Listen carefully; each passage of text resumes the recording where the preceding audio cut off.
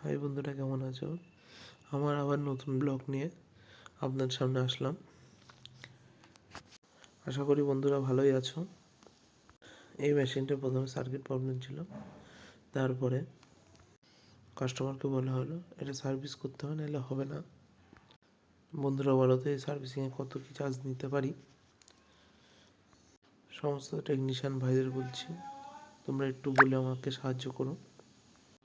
নতুন নতুন নতুন ভিডিও আমার চ্যানেলে আসে, এবার সাবস্ক্রাইব করো। ছোট মানুষ বলে ফেলে দিও না। আস্তে আস্তে ভিডিও করা শুরু করেছি, যদি সবার একটু সাহায্য হয় তার জন্য। খুবই নোংরা ছিল, নোংরাটা পরিষ্কার করতে আমাদের খুবই খাটনি হয়েছে, অনেকটা টাইম লেগেছে।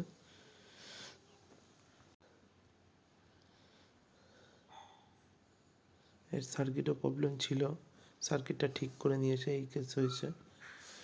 এসে দেখছি খুবই নোংরা, তারপর আমরা পরিষ্কার করেছি।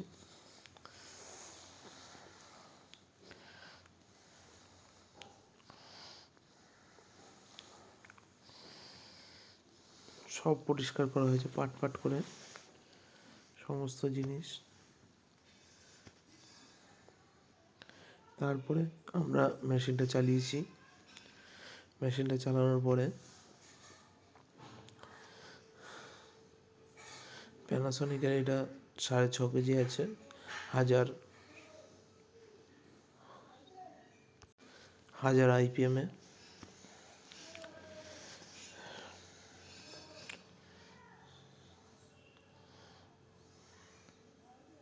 কারো যদি এরকমভাবে সার্ভিসিং করার ইচ্ছা হয় আমাদেরকে যোগাযোগ করবেন, মেসেজ করবেন, আমরা অবশ্যই যাব, গিয়ে আপনাদের সার্ভিসিংটা করে দেবো।